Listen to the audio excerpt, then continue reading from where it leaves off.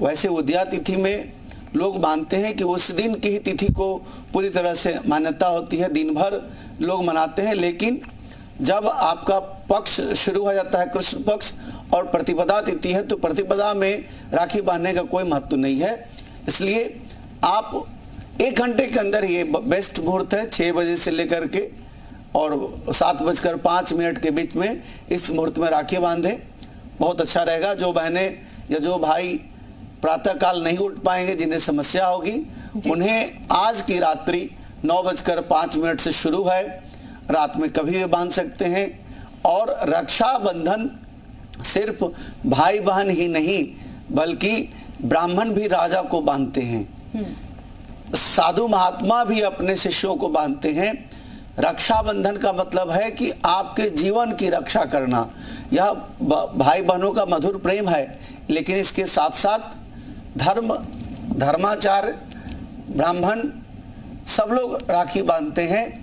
इसलिए मैं ऐसा मानता हूं कि आज की रात्रि, और रक्षा विधान जो है वह कभी भी शुभ कार्य होने के समय रक्षा विधान बांधा जाता है, चाहे सत्यनारायण भगवान कथा हो, आपका गृह प्रवेश हो, विवाह हो, या कोई भी घर में पूजा अनुष्ठान हो, उसमें ब्राह्मण आपको मंत्रोच्चार करके जो राखी बांधते हैं, वही राखी विशेष रूप से भाई बहन एक दूसरे के प्रेम के प्रतीक के रूप में, एक दूसरे के समर्पण के रूप में बांधते हैं।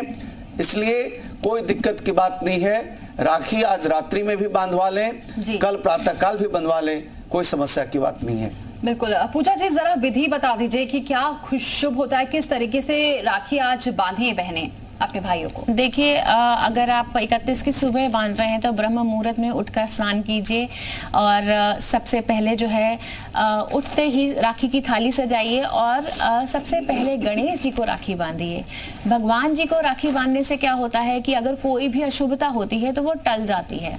ऐसे में अब बहनें जो क्या करें, नहा धोकर तैयार होकर राखी की थाली सजाएं। राखी की थाली में अक्षत, कुमकुम, दिया, नारियल रखें, साथ ही सिंदूर रखें, भाई के लिए मिठाई रखें, उसके लिए उपहार रखें। और उसके बाद जब आप भाई के लिए एक आसन बनाएं और उस आसन पर अपने भाई को बैठाएं, और जब आप राखी बांधे तो आपको इस बात का ध्यान रखना है कि भाई का जो फेस है वो ईस्ट की तरफ होना चाहिए, पूर्व की, और बहन जो है वो वेस्ट की तरफ फेसिंग होनी चाहिए। इससे क्या होता है, ये शुभ माना जाता है। और जब आप अपने भाई को राखी बांध रहे हैं तो उस समय वो खाली हाथ नहीं रहना चाहिए।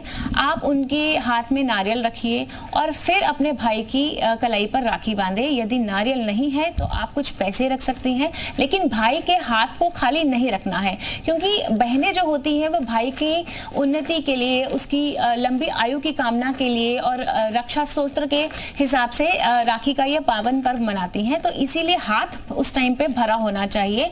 भाई को तिलक लगाएं और इस बात का ध्यान रखें कि जो आप अक्षत इस्तेमाल करते हैं आप रक्षाबंधन के समय में, वो अक्षत जो होता है साबुत होना चाहिए, वो टूटा हुआ नहीं होना चाहिए। क्योंकि अक्षत हम इस पर्पज से बांधते हैं कि अक्षत का मतलब होता है जिसका क्षय ना हो। तो यदि वो ही टूटे होंगे तो उसका जो सिग्निफिकेशन है वो सब खत्म हो जाता है। तो इस समय पे आप अपने भाई को मिठाई मुंह मीठा कराइए और साथ ही उसकी लंबी उम्र की कामना कीजिए। और 3 गांठें जो होती हैं वो राखी के टाइम पे बांधनी चाहिए, जो हम ब्रह्मा, विष्णु और महेश की कहते हैं।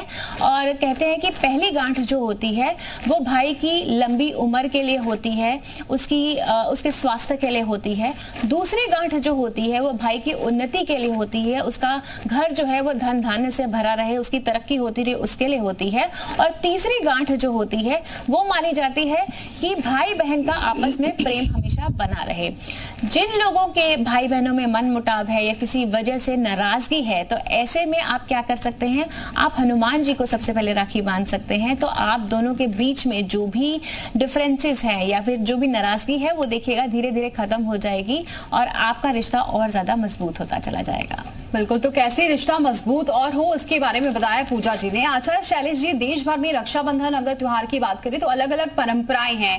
कहीं मध्य प्रदेश, उत्तर प्रदेश में कजरी पूर्णिमा मनाई जाती है, इसकी अलग अलग परंपराएं, इसके बारे में भी थोड़ा डिटेल में बताइए।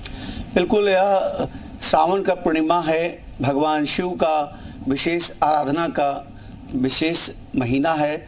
और इस वर्ष 2 बार यानी 2 महीना, अधिक मास 1 मास और एक मास जो श्रावण है, 2 मास सावन का विशेष लगा है। कहीं कहीं कजरी पर्व के रूप में भी इसे मनाया जाता है और विशेष रूप से आज गायत्री जयंती भी मनाई जाती है। आज वृंदावन में विशेष 1008 ब्राह्मणों के द्वारा विशेष यमुना जी में स्नान करके आज विशेष रूप से पूजन अर्चन किया जाता है और वहाँ विशेष रूप से पुष्प अर्पित करके माँ यमुना जी को प्रणाम किया जाता है। तो अलग अलग राज्यों में कहीं कहीं ओणम भी मनाया जा रहा है, केरला में ओणम मनाया जा रहा है। तो हमारे देश में भिन्न भिन्न राज्यों में अलग अलग तरह से आज के इस पावन अवसर पर राखी को मनाते हैं लोग। रक्षाबंधन में मुहूर्त बहुत ज़रूरी है। कुछ लोग मुझे बाहर कह रहे थे कि गुरुजी पहले तो मुहूर्त नहीं देखा जाता था, प्रातःकाल उठते थे और राखी बंधवा लेते थे। मुझे लगा कि आपको बताना चाहिए कि अगर आपको नॉलेज है, अगर आपको जानकारी है कि मुहूर्त है तो मुहूर्त में ही राखी बंधवाए।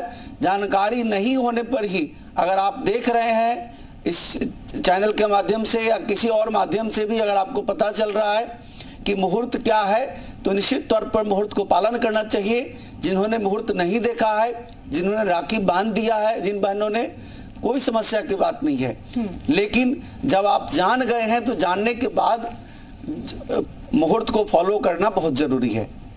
बिल्कुल आचार्य शैलेश जी, एक और इसी से जुड़ा सवाल है। कुछ बहनें ये हैं, वो ये जैसे अगर राखी बांधती हैं अपने भाइयों को तो वो कुछ खाती नहीं है, उपवास रखती हैं। जब बांध देती हैं उसके बाद फिर वो अपना उपवास तोड़ती हैं।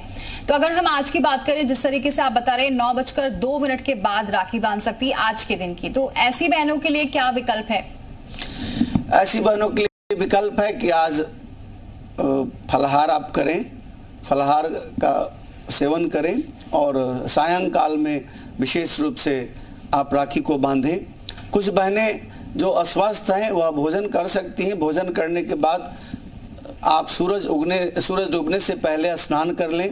भगवान गणपति, भगवान शिव, इन दोनों को विशेष रूप से ध्यान कर लें।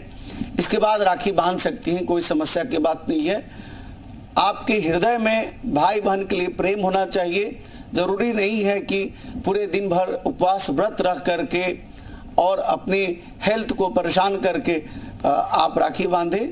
आप भोजन करके भी स्नान करें और इसके बाद भी राखी बांध सकती हैं, कोई समस्या की बात नहीं है। अगर जो अस्वस्थ नहीं है, जो पूरी तरह स्वस्थ हैं, वह भोजन न करें और जो अस्वस्थ हैं वह अगले दिन प्रातः काल में स्नान करके 31 तारीख को यानी कल सुबह में राखी बांध दें। ज़्यादा समय तक उपवास नहीं रहना पड़ेगा। बिल्कुल।